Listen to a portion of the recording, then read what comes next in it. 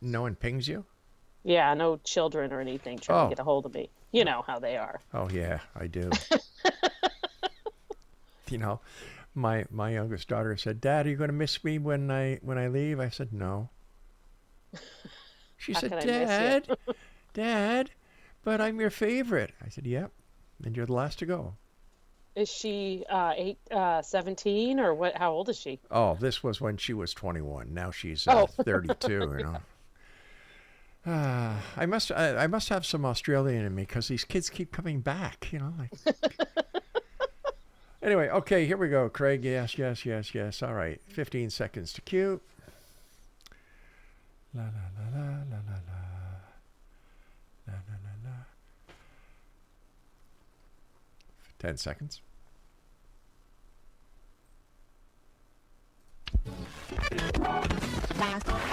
All Hit Radio.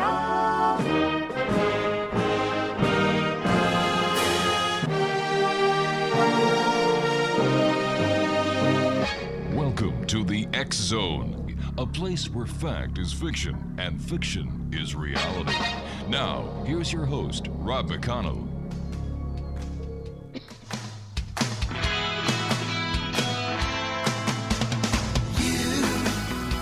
Doing that thing you do, breaking my heart into a million pieces, like you always do. And you don't mean to be cruel. You never even knew about the heartache I've been going through. Well, I try to forget you, girl, but it's just so hard to do. Every time you do that thing you do. And good evening, one and all. This is the X Zone. I am Rob McConnell, and we're coming to you from our broadcast center and studios in St. Catharines, Ontario, Canada. And we're coming to you tonight on your hometown radio, Classic 1220, and streamed around the world on classic1220.ca. If you'd like to send me an email, the email address is xzone@classic1220.ca. My first guest tonight, Exonation, is Varla Ventura, and we're going to be talking about folklore, mythology, fairy tales, paranormal history, ghosts, and we may even throw in an eclipse just for fun. She is in St. Paul, Minnesota, and joining me now is Varla Ventura. And Varla, welcome to the X Zone. Why, thank you. It's a pleasure to be here. So tell us a little bit about yourself and how you got into the realm of the paranormal and that thing you do. Yeah. Well, I guess I was sort of born into it, sort of Mhm. raised by wolves, if you will. I grew up in a somewhat unusual environment. I didn't really think it was unusual until, much later in life. Yeah. But my mom is a practicing witch. I grew up in a pretty rural part of Northern California where, there's a lot of goddess ceremonies. Hmm. It's kind of the norm. So I was exposed to a lot of the occult arts at a very young age. On the bookshelves were Dion Fortune and Aleister Crowley and learning tarot and Sybil Leek. I remember reading Diary of a Witch when I was a teenager, and it was quite a good read. So I sort of had that as the backdrop of the things that I knew and learned just from my environment growing up. And turns out I really liked, weird stuff. And as I got older and formed my own kind of friend circle, I tended to, hang with all the weirdos. I loved hanging out in the haunted houses and, just kind of doing our own paranormal investigations. It was like the punk paranormal scene. And I think from there, I'd been a writer in my mind for quite a few years as a teenager and going into young adulthood. And then finally kind of started putting those things together and got the first book published, which is the Book of the Bizarre. And then from there, everything, which is just a bunch of strange facts and freaky trivia and a few haunting stories, and basically a grab bag of freaky trivia, which was the type of books I loved to read when I was a kid. So from there, it got better. And I think I probably got better also as a writer, and with some, different ideas and things.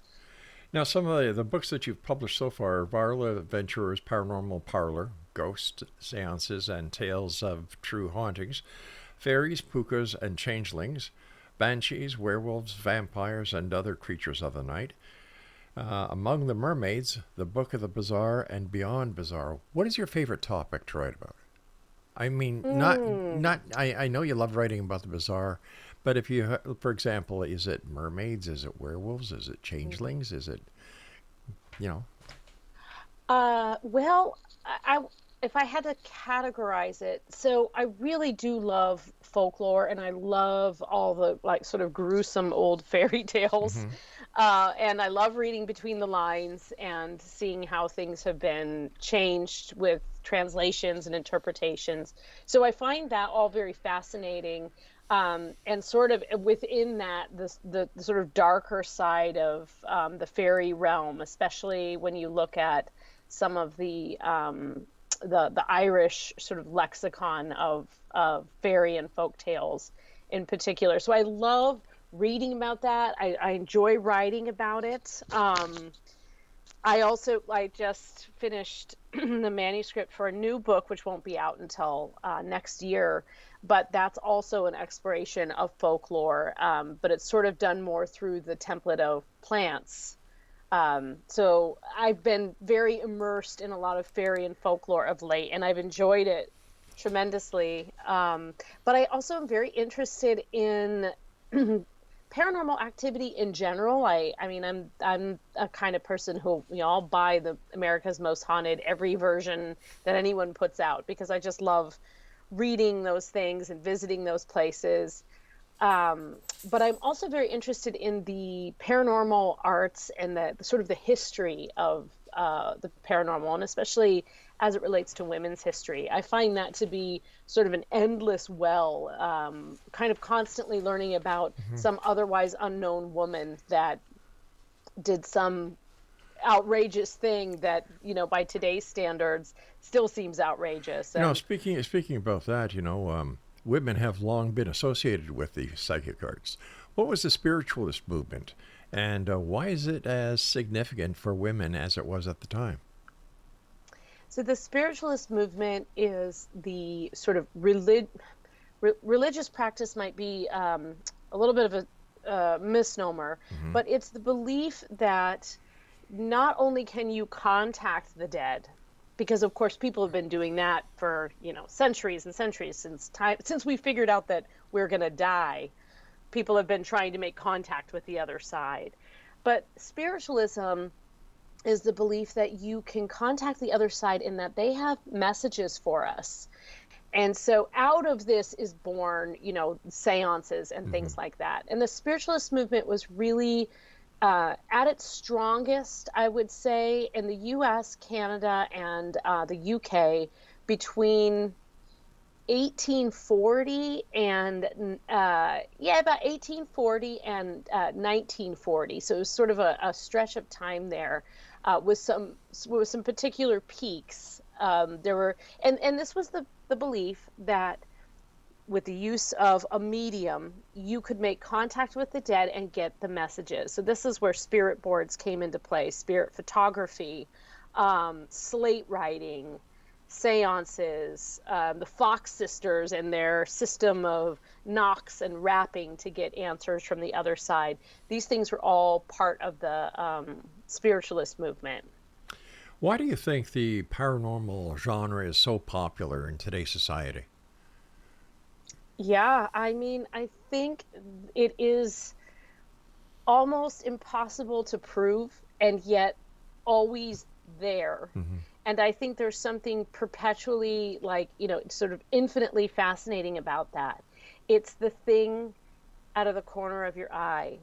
And it's also, I mean, we can measure things, we can take EVPs and we can record things, and sometimes we catch things on film and sometimes we catch things on audio. But it's one of the few things that the tangible evidence, it isn't tangible, and it exists in the sharing of those experiences. And I think that that might be, people who have had a paranormal encounter, seen a ghost, or had, experienced a haunting in their house, it's almost like you're entered into this like cult, and you don't say anything until you find out somebody else that has seen or had an unexplained thing. Now, of course, your listeners are well versed in this, right? Because this is their area of expertise. But there is a shared fascination, but there's also something about finding out that other people have also had an experience that can't quite be quantified or proven. And I think that is what makes us forever fascinated with it. It's like your own little association. Yeah, it is. It's like it's the cult of the ghost. Yeah. Or they did have the Ghost Society back in the day, right? Yes, they did. William Butler Yeats was part of it. So. But I mean that these people, whether it's Bigfoot, whether it's ghosts, whether it's UFOs, any part of the paranormal where you have two people who feel comfortable talking to each other, they attract others who have also had experiences or encounters. And it's not only an exchange of information, but it's also safety in numbers of a specific topic. So, what do you think? I think absolutely. I think that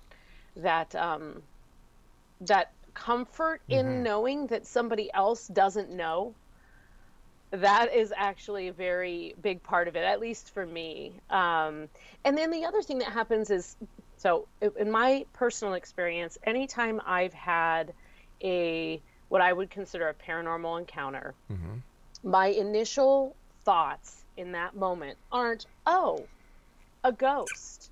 Oh, I'm seeing a ghost. It's more like immediately I'm rationalizing. Oh, that must have been something else. Or there must be a window open. Something else must have knocked that over. Or that I must have just, whatever that was in the corner of my eye, I'm sure that was actually a person. So, for example, one time I was in a hotel in San Antonio, the St. Anthony Hotel. And I was staying there with my sister, and I was up on, I can't remember what floor it was, but it's the floor where you can get out to the roof garden. So it might have been the 10th floor. And we were standing on the outside, and I looked back in the hall, and I saw somebody sort of slowly cross out of what looked like a room and go into the elevator.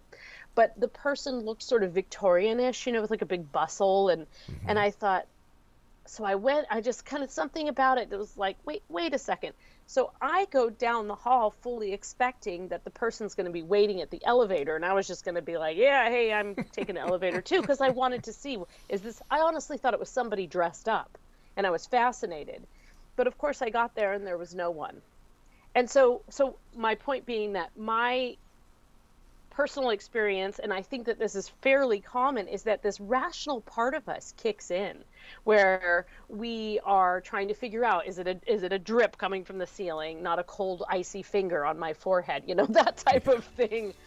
And so once we find out that other people have also had these experiences, when we revisit those our own experiences, we know that we weren't just making it up. Varla, I hate to cut you off, but I do have to take my first break. Exonation, Varla Ventura is our special guest. Her website is varlaventura.net, and we'll both be back on the other side as we continue talking about the world of the paranormal and science of parapsychology right here, Monday through Friday from 10 p.m. until midnight on your hometown Classic Radio, Classic 1220, and streamed around the world on classic1220.ca. Could it be? Believe it or not, it's just me.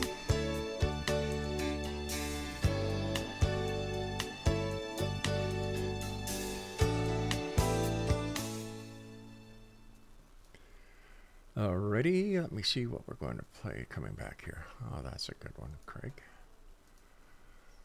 All right, I see we're queued up. Excellent. Here we go. 15 seconds.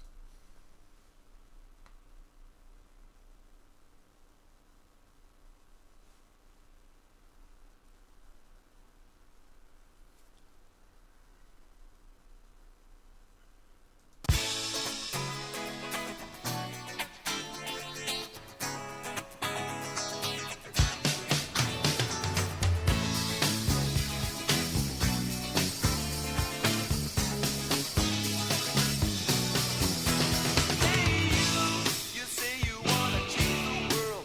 It's alright with me, there's no regret. It's my turn, the circle game has brought me here. And I won't let down till every sun is set. You realize now, you shouldn't try now. Welcome back, everyone. This is the X Zone. Varla Ventura is our special guest this hour. Her website is www.varlaventura.net. Varla, why do you think in the year 2024 we still do not have any empirical, any rock solid evidence that ghosts do exist? Well, I mean, I guess it depends on how willing you are to accept the evidence that's out there. Right. That certainly I've heard quite a few recorded EVPs, but I think that the proof comes from your own paranormal encounter, your own experience, and then at a certain point, people just have to either believe you or not. And I think especially in the digital age, I think perhaps things were a little more believable in the early 90s. Yeah. But then things changed because while there's always, it's just as with the spiritualist movement, there's always someone who's going to be doctoring an image or, making a video that doesn't, of something that isn't entirely, Credible. legitimate, right? There's always going to be that. And today, because so much of our correspondence is done electronically, we don't really have any way of knowing if things are manipulated. We can analyze them, but it really, for me, comes down to the story and that shared art of telling the ghost tale, telling that ghostly encounter. That is all the evidence I need personally, because I think regardless of where you kind of fall in the spectrum, like to me, the most convincing ghost stories, they always start like this. Well, I don't really believe in this kind of thing, but right. That's how they start. Yeah, that's true. That, or it's a dark and stormy night, right? Or you're not going to believe this, but. Yeah, or I don't know what to make of this. And I think, when I listen to other people telling their stories or they're sharing them with me, or I have a couple of friends that have had really very much more visceral encounters. Everything I've had has always been very kind and gentle, I guess, in a way, or intriguing, but never anything violent or anything like that. But I've had a couple of friends that have had some pretty intense experiences, and I make them tell me their stories again and again because I find it fascinating. It switches something in my brain, and I'll tell you what, Rob, this may be why I believe so much in fairies and fairy tales and this other realm, because there's something in that suspension of disbelief, the suspension of doubt, even if it's just for the duration of time while the person is telling the story, that I think it's really, I'm sure there's scientific evidence to show this, but it actually shifts something in your brain. And it shifts, you might call it your point of view, but when you're able to kind of shift that point of view to accept something that isn't necessarily concrete in front of you and kind of suspend that disbelief, that's the place where brilliant ideas come from. That's where someone says, oh, if we just tweak this molecule, it might attack the cancer cell. If you think innovatively, great things can happen. And so in order to think in an innovative fashion, you have to suspend doubt.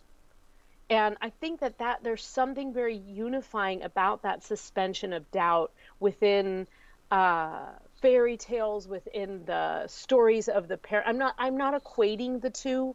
I'm not saying a ghost story is the same thing as a fairy tale, but there is this other realm that you enter, and I think that in itself can really be transformative, and maybe that's what we're addicted to. I don't know. Tell me about fairies. Are there good fairies, bad fairies, or leprechauns fairies? How do we differentiate a fairy from a leprechaun or any other little devil that runs through the woods or knocks over your gardening equipment or takes the pies off the shelf? Oh, wait a minute, that's my brother. Okay, well, let's just stick to the fairies. He could be a changeling. You never know. He could be a lot of things. So, yeah, just to sort of back up, like the fairy, when I say fairy, I am not just talking about a little, garden elf that flits from flower to flower. Kind of talking about this whole other realm, also known as the other world, in which these sort of supernatural creatures exist that can also show themselves occasionally in our world. It's sometimes been described as sort of a parallel dimension. I think of it more as simple layers. But if you look, for example, at the Irish kind of fairy taxonomy, I guess, of like how you would qualify what falls under the kingdom of fairy, you have the fairy kingdom, or the fae, or the good people, and then within that you have all of the sort of sub classes. You've got the woodland dwelling fairies. Mermaids are actually the Murrow are fairies. You've got banshees, which kind of straddle the world between the ghostly realm and the fairy realm, and they're the ones that sort of warn you of impending doom or death. You got changelings, which are fairy babies that are switched for humans, and vice versa. So a fairy child that's been raised in the human world. You got pukas who shapeshift and trip you up as you're, stumbling home from the pub one night. You've got leprechauns certainly fall in there, and there's quite a few interesting stories about leprechauns that sort of, they don't conflict with sort of the stereotype that we have, but they certainly are much more complex creatures than that kind of stereotype that we see around St. Patrick's Day. They dwell in the forest, they're solitary, they are cobblers. They actually don't wear green, they wear red, and frequently are also called red, equated with the red caps, which is another classification of fairy. And leprechauns are actually they kind of keep to themselves, and they do actually, they do usually keep a goodly amount of treasure somewhere, but they're really good at tricking humans, which is the kind of legend that we know, the elusive pot of gold you'll never get. So the fairies that we most often associate with are the fairies with the wings, like Tinkerbell. Has there ever been any documentation that, besides folklore and besides, stories, where these little fairies actually do exist? I've seen a few videos that I've seen over the last, I'd say, 5 years. One was very convincing to me, although I didn't spend a ton of time trying to pick it apart. Like I said, I always take the video evidence these days with a big grain of salt. Yeah. But I think the evidence that I've seen, or outside of folklore, are people telling me about things that have changed in their garden after creating an offering, or things that had gone missing in their house, and they create an offering to the fairies and kind of leave them something else shiny as a switch, and in return suddenly that missing earring or that key has been returned. So there's been a few instances like that where, and that's actually even happened to me where, it's like, okay, I can't look for this anymore. I'm just gonna leave it to the tricksters and see if they'll return it if I acknowledge and leave this offering. And it's worked. Really? Now, it's entirely possible that, it was my son playing a trick on me, but I think he was a little young at the time. But it has worked. Yeah. And the thing is it wasn't instantaneous. It's not like I walked up to the little altar and the earring was there. Actually, what happened, it was a necklace. What happened is I said, I really, really want this back. You can keep the chain. I just want the pendant. And I left a different necklace in exchange. And I was, looked the next day. I would just set it up on my little altar in my office. And I looked the next day, nothing there. And I was like, okay, fine. But the following day, I found the necklace, but it was right in the middle of the carpet in a different room. And I thought, okay, I can't explain that. I don't really want to explain that. And I'm probably a little afraid to explain that. But here's the necklace. I really don't think it was my son because, as I say, he was very young at the time and he didn't really know that I had done that because I do all those things in secret, like any good witch. What is the difference between a witch and a Wiccan? So a Wiccan is sort of a modern, so a witch can be a Wiccan and a Wiccan can be a witch, but not all witches are Wiccan. So Wiccan is basically a subset of witchcraft. It's often based on some of the, like the Celtic Wheel of the Year.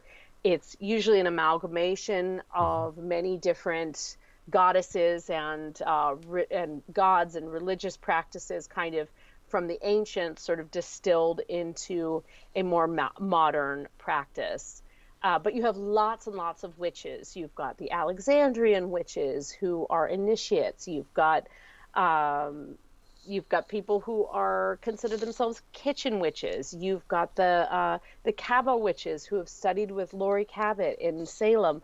So there's a lot of different sort of subsects of witchcraft in which people would identify themselves as witches. And then there's a lot of people who identify as witches who aren't necessarily doing something formal. They just sort of have a strong knowledge of herbology and have been known to hex when needed. I would put my mom in that category.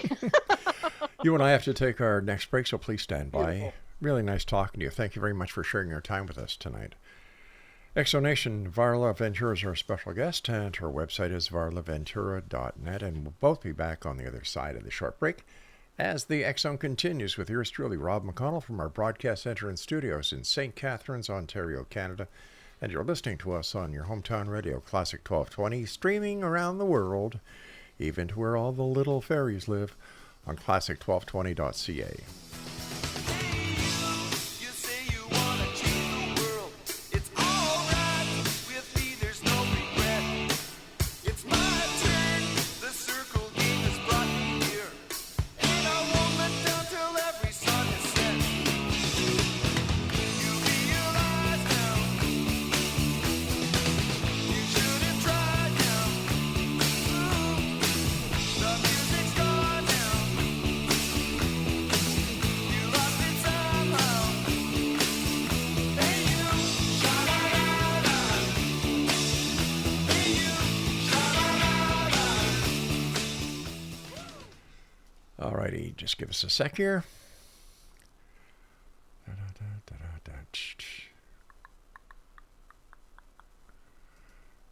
I'm doing that right now, Craig.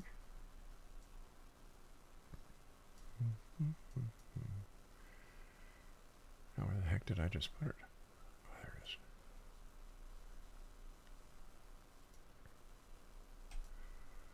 All right, here we go. 15 seconds.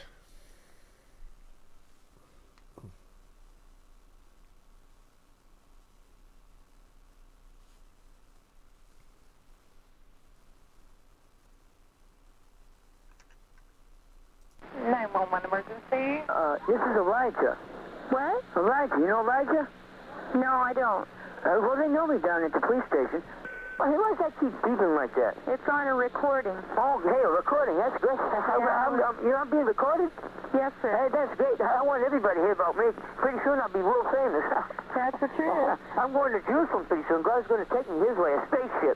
UFO, you better believe it. They're everywhere. Everybody has seen, millions of people have seen them all around the world. Well, that's great. Yeah, that's right. And God bless the police officers and the scientists and the ordinary people that talk about these UFOs, so they do exist, and I know all about them. I'm a ufologist. I'm the #1 scientist on this planet. I'm an authority on them. I'm a scientist. Okay. Yeah, you heard of Albert Einstein? No, but I'm going to have to go. I got other Well, I can explain it to you. His formula of relativity. Well, I don't have time to hear Einstein's theory of relativity. But it's very simple. E does equal MC squared. That's right. Okay, Emmanuel equals the Messiah coming the second time. It's elementary, my dear Watson. Einstein was a Jew, and I'm a Jew, and very few people in the world understood him. That's right. I'm an engineer, I'm an electrician, a plumber, everything. I can do anything. Well, that's wonderful. And I'm the world's greatest entertainer. Well, I'm worth about $50 million a year. Elijah, I got to go now. Okay. God bless you. Bye-bye. Bye-bye.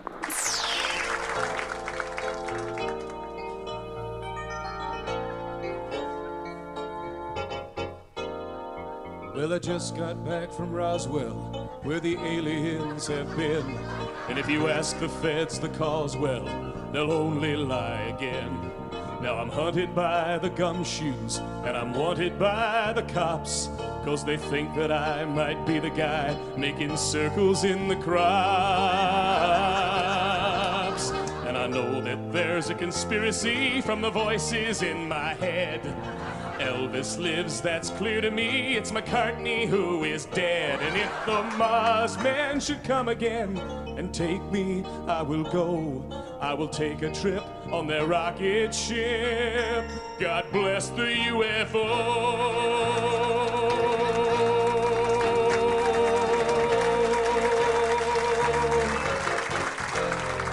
Give JFK this message. It's the Cuban Army's fault. And I know that Dave Koresh is alive inside a vault. We've seen reports in papers of a guy who knows about a car that runs on chewing gum, but the Arabs rubbed him out. And we loudly warn that America is badly unprepared. With the Cold War through, we need something new that can get you good and scared. Do you wonder just who is warning you of conspiracies today? We're the ones who fill the rumor mill. We are the CIA. And welcome back to the X Zone. Varla Ventura is our Varla Ventura is our special guest this hour. VarlaVentura.net is her website. Varla, a lot of people have difficulties with Ouija boards because they're sold in toy stores, and yet they're supposed to be all powerful plus. What is your take on a Ouija board? Well, my own first exposure to a Ouija board was as a kid, with it, which probably no surprise by now, with one of those Parker Brothers Ouija boards that were real popular in the 80s. Thought it was Monopoly under the Christmas tree, and then opened it up and discovered that it was actually something that could open a portal to another dimension. You see, a Monopoly can't do that. So I have had mixed experiences with the Ouija board. I think the thing that we lose sight of is it's a conduit, and it's a tool to make contact with spirit, with something that you can't see, whether that's something from, some kind of entity, or it's a ghost, or whatever you want to call it. I think the issue with the Ouija boards is not so much the Ouija boards, it's that the prevalence of them allows for people to do what is really truly ceremonial and sacred work on a whim. And that's where you run into trouble. There's nobody's casting a protection circle. Nobody's making sure that the portal is closed. You're just kids goofing off on a sleepover. And so I think that that is kind of of course we have all of these movies that have the Ouija board as the sort of portal. I think it is I think one of the things that's particularly creepy about the Ouija board for many people is the fact that it actually has language on it. So there's something about this oracle that actually goes and it says yes, no, rather than if you see somebody doing automatic writing, you can kind of tell yourself, oh, okay, we can't really read what they're writing. It's very messy, or it's just a very visceral psychic connection, and it's difficult for people to keep their hands off of it. Everyone wants to just see what would happen. I don't believe in this, but let me just see what happens. Will this planchet move? So I think there's something, it's not don't blame the board, right? It's the users of the board. But it is a very powerful tool that you can use to connect. I just think that when you're talking about working with something that is potentially the spirit of a dead person, now you're getting into necromancy, and that is really high level magical work. And to do that irresponsibly, which is people do every day, that's where I think you can kind of run into some trouble. Before we went to the break, you were just talking about hexes and witchcraft. I had to get us back there because I've often wondered, are hexes real or is it mind over matter? Who, me talking about hexes? No, I wouldn't. I didn't think you would, so I was just going to ask you for your expert opinion. Yeah, no, of course. I absolutely believe in hexes. And the thing about hexes or blessings or any kind of magic, in my opinion, is that it is very much mind over matter. That is sort of the crux of magic. It's, again, we get back to that suspension of doubt, that suspension of disbelief, and the sort of ritual application of intention. That's really magic, is intention. And so some people don't call it magic. They call it the power of intention, or they call it, the power of thought or positive thinking, or I suppose negative thinking. But I think it's that intention that goes into it, and the idea that you're putting something out there that kind of comes back in some way. And as many hexes that have been successful, 3 times as many have failed, right? I mean, I think that's true probably of most magical work. If something you're asking for something, you're putting your intention into it, it's always kind of there's a gray area there of whether or not you're getting exactly what you want. And I think different times of year you have more likelihood. People's mental states and what's going on in their lives and their attitudes, all these things all affect whether or not something actually transpires. And so I think with hexes, now there's also the idea of, a more permanent hex or like a curse where somebody might put a hex on someone and it kind of hovers around them and it brings them ill luck for years. I have never met anyone that has blamed their ill luck solely on a hex. However, I have encountered a couple of people who believe that somebody had bewitched them.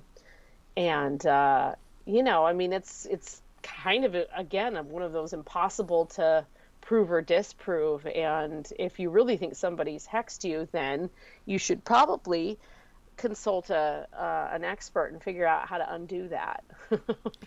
Just in case. Yeah. Why did witches get such a bad rap? The Hansel and Gretel, for one example, or Halloween, you get all these ridiculous looking witches that are flying on brooms, and the cauldron, the pointed hat, and it seems that marketing certainly has diminished the actual aspect of witches. And I think that witches have a lot more to offer when it comes to Mother Earth and, you know, the herbs that they use in their elixirs and so on. Why the bad rap? Like, why the persecution going back down to the witch trials?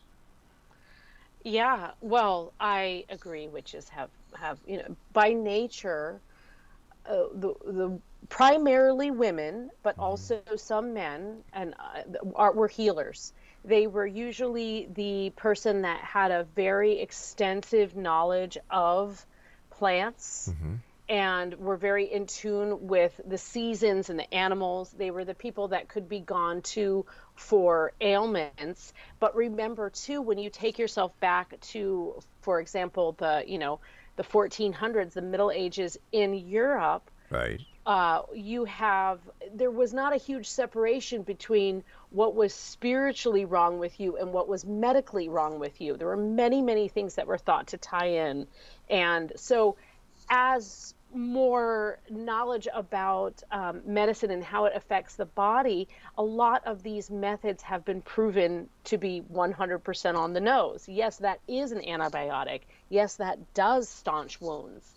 So, but you have a couple of things happening. You have the Roman Catholic Church sort of trying to put its doctrine everywhere. And part of that also was the sort of the taxation where you would be paying the land and the goods. And this was happening also with the Church of England taking over land and taking over property in the name of the king, and then who was, of course, the one true earthly representative of the church and God on earth. So that perception that what's out there should really belong to the church, that became fuel for what we think of maybe as the stereotypical witch, the little old lady with the gray hair.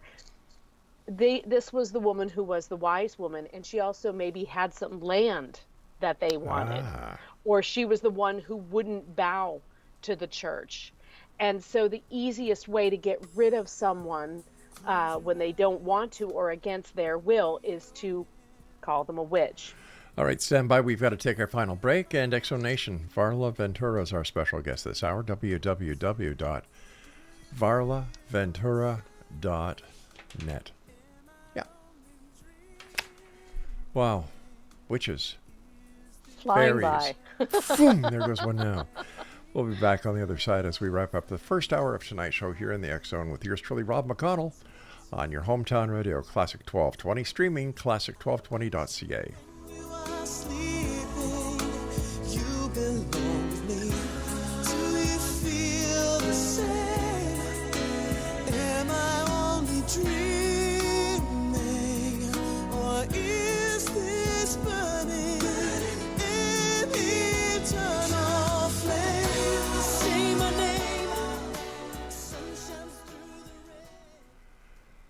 Wow, this hour's gone by very fast. Yeah, I know. I feel like we have I wasn't kidding when I filled out that questionnaire and I was like, ask me anything. We'll have to get you back on in the future if you don't mind. I would absolutely love that. Super. Yeah, you're a delight to talk to. Oh, thank you so much. Easy peasy. Oh my gosh. You know, I never heard that saying until I met my wife. And now I hear it all the time. I like your wife. Yeah. I want to go to Costco with her. Oh my God. Well, you're St. Paul. Okay, I'm safe. She's a retired nurse, and we've got 6 children, 15 grandchildren, and 2 great-grandchildren. Oh, wow. Yeah, so that's another reason why I hate Costco at Christmas time. You know, the thing about Costco, it's such a trap because you don't really need a 20-pack of granola bars, but you need some granola bars. Yeah. And so, like, the next thing you know, everything's in a 20-pack. And Yeah. so it's just like that's the trap because you can't just buy a small amount. And so if there's certain things that you go there regularly, but of course, every time you go, you got to check out the gardening and you got to check out the patio furniture, then you got to see what they have in the clothing and the books, and it's just Yep. like it's not always the same thing. My favorite thing in Costco is their hot dog and their soft drink for $1.50. That's what you do while she's loading up the cart. No, I'm pushing the cart, damn it. Okay, stand by, and thanks again. I'll send you the links, and look forward to the next time you join us here for an hour. Beautiful. Thank you. Stand by, please. All right, Craig, how are we doing there, buddy? Okay, I'm ready. 15, thanks, Craig.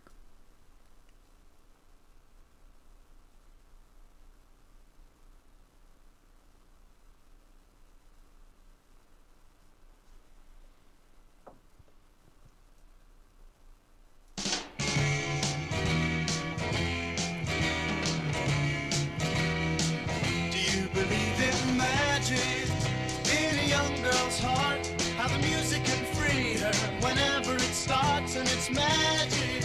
If the music is groovy and makes you feel happy like an old-time movie, I'll tell you about the magic and it'll free your soul. But it's like trying to tell a stranger about a rock and roll. If you believe in magic, don't bother to choose if it's such a And welcome back, everyone. Do you believe in magic? I do. My favorite topic of all times is everyone knows who's listened to the show over the past 34 years. Angels. I am just taken back by angels. I don't know if it's because I love Christmas so much and the angel on top of the Christmas tree. I don't know, but I love angels and I believe. So there we go. Mermaids. I saw something here on the information that you sent us that are mermaids considered fairies? Yes, mermaids are considered fairies. They, among a few other creatures, are sort of that hybrid water fairy.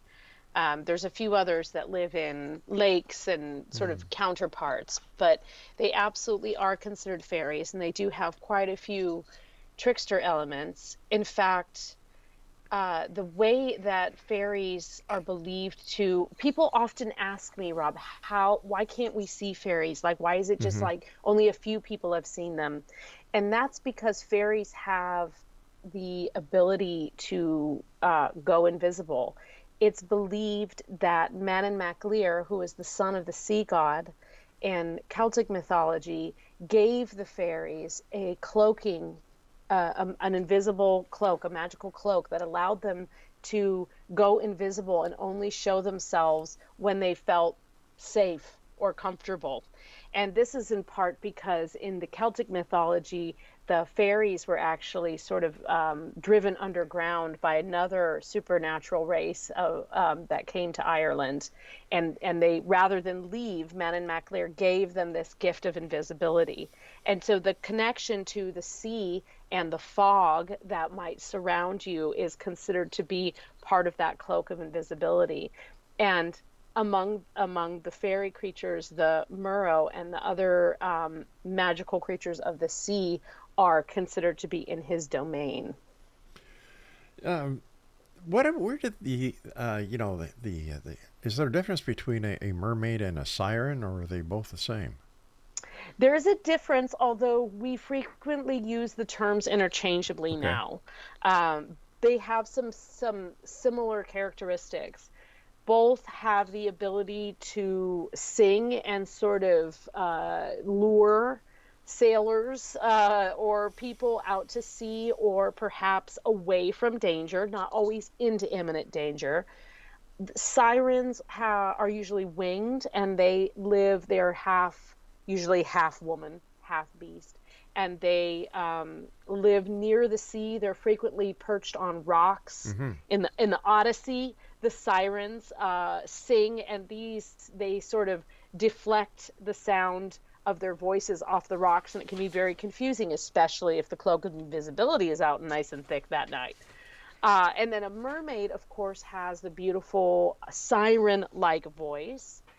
They'll sing. They can sometimes lead you onto rocks. They can sometimes lead you out to open waters. But they both have this sort of enchanting song that will put you into a little bit of a trance and possibly make you jump overboard. Where was the first mythology ever talked about, or where is the first historical incidence of mythology? Is it with Greek mythology? With mermaids. Really? Yeah, well, I mean, I don't think it's the very first. I don't know if mermaids are the very 1st mythological being ever, but there are some very, very old accounts of an Assyrian goddess who accidentally killed a mortal, and she hid herself. Her name was Atargatis, and she hid herself in a lake. She was so ashamed that she had killed this mortal that she loved. This is the story, and. But that wasn't enough because people could still see her. So then she transformed herself to be half fish. Now that was freshwater, but that's one of the first sort of recorded stories of mermaids. But I think as far as mythology goes, and I do have a little bit of a background in anthropology, which is probably why I sort of go a little bit down the philosophical route with it. But I feel as though as soon as we understood that death was this unknown void and that people weren't coming back to life, we began to create or determine what had created us. You know, So- it's funny that you're talking about that, because I was talking to my wife earlier this afternoon, and we were discussing mortality. And there's one part of the Bible that says, and during the second coming, Christ is supposed to come down, and all the dead will rise from their graves. And I said, yeah, that's right. And she says, well, what happens if the person has been cremated and their ashes have been tossed to the wind? I had to scratch my head and say, I don't know. Well, I think you can still rise from the dead, right? I mean, you just maybe aren't coming right from a very specific spot. But once you're dead, if you believe that your body, is just the vehicle, and your spirit goes to wherever you believe. If you believe it's heaven, if you believe it's roaming around on earth, rattling chains, or you believe in reincarnation, what happens to your body is sort of, at that point would be, I guess it would be irrelevant. Yeah, I don't know. There's so many different religious beliefs surrounding that, and how you treat the body being a huge part of the success in the afterlife. I mean, look at the Egyptians. Yes. Yeah, that was a very elaborate ceremony. They had all right? all and some those of the best stuff was buried with you. all those mummies and no daddies. Away you go. What is your take on reincarnation, since you brought it up? I believe in reincarnation. I think I can blame my mom for that. That could be a T-shirt. I blame my mom. I was going to say, my gosh, you blame your mom for a lot. But I think she kind of talked to me about reincarnation at a very young age. I mean, reincarnation, for one thing, like on the very logical side, it can be a very comforting thought, because the belief that the spirit goes on is incredibly comforting, especially when you've suffered loss and you're mourning. I don't know that everybody gets reincarnated. I think some people are just done, right? They're just done, and they can just go do their thing. But I find it really interesting, and I love the idea of the sort of endless possibilities, and that you get this, so you kind of get 8 times to do it over or something like that, and see if you can get it right. But then, have you ever met an animal, or even a bird or something that really reminded you of a person, or that showed up right at a very strange time when you were thinking of this person? It's a very interesting concept, reincarnation. Yeah, well, there was that time in the bar in Mexico. Oh, that's the wrong story. That was the worm. Oh, God. I was the worm in the tequila bottle. Thanks a lot. I've spoken to so many people over the years about reincarnation, and you get the person who says, "Oh, you come back 800-900 times," and I'm saying, "No wonder I'm so damn tired. Why don't I just get it right?" Yeah. And then I have to wonder, well, when you die and you shed your meat suit, and you go to wherever spirits go, and you have your debriefing session, and then you can either take another mission to learn something else, or you can, grab your harp and find a cloud somewhere. Well, there's an interesting idea, though. Is there a choice? Yes. Do we have that choice? That's a wonderful thing to ponder. Yeah. Apparently, we have our choice of free will, whatever we do in life. And I kind of have a little bit of a problem with that. Honestly, officer, I was listening to this radio show the other day, and this guy named Rob was telling us that we have free will, that we can do whatever we want. What do you mean I've got to put the money back? Oh. I guess it's how you look at it and how you want to interpret it and where your belief lies. That's probably why we do need to cling to some kind of, and why spiritualism became such a huge movement, especially in the U.S. post-Civil War, because you had mass casualties and you were trying to make sense of it somehow. And so that trying to figure it out beyond just accepting, what you learned in Sunday school, really kind of trying to go beyond that. That pursuit of that has really kind of kept that spiritualist movement, or that concept, going amongst those of us who are so fascinated by these kind of questions: the paranormal, what does happen, and then why ghosts? Like, what's a ghost? And are there different kinds of ghosts? And are they a glitch between the incarnations? Just sort of like it's infinite, but it's also incredibly interesting. It is. This is the point of the show where I ask our guests to just let our listening audience know what you'd like them to know, and you've got a minute to do that. Okay, well, you can, I know you plugged my website. You can find my books everywhere that books are sold, varlaventura.net. I've also got a little podcast series that I started called Midnight Stories with Varla Ventura, and that's little tales of amazing women of the paranormal, strange plants and folklore, whatever little stories I've come up with to kind of keep you awake at night. And other than that, you can just find me out there, and I so appreciate you having me and your audience for listening, and it's been lovely. Well, we're going to have you back on because I still have so many questions to ask you. Sounds great. And I love your attitude, and your vibes are great. So thank you very much for joining us. And one more time, give out your contact information, please. Yeah, that's varlaventura.net. So that's with V's, Varla Ventura. And then you can also just find me under that name on all the socials. Varla, thank you so much for joining us. Take care of yourself. Thank you so much. What a pleasure. Thank you, ma'am. All right, Exo Nation, that was Varla Ventura. What a guest. I thoroughly enjoyed this hour, and it goes by so fast when you have a guest who comes on. You can feel the energy, the positivity, and she knows the answers to the questions. That makes it all worthwhile. I'll be back on the other side of the top of the hour as the X Zone continues with yours truly, Rob McConnell. Right, yep, you know this from our broadcast center and studios in St. Catharines, Ontario, Canada, on your hometown radio 1220, and streaming around the world on, yeah, that's right. What is it? Classic1220.ca. Yay, you've got it, gang. We'll be back. Don't go away. I'll tell you about the magic and the free your soul, but it's like